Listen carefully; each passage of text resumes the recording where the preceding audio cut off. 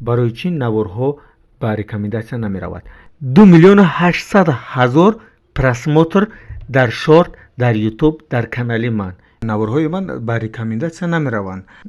Шортҳои ман миллион мерафт. Як рӯз пас бояд дар ютуб ҳатман навор мондан лозим аст, вагарна оста оста рейтинги ютубатон поён мефарояд. 200,000, 300,000, 500,000, 1 миллион, 1,5 миллион, 2 миллион ва 3 миллион ман тамошобин доштам ва наворҳои ман ба рекомендатсия мебаромад, барое ки навори ман ҷолиб буд.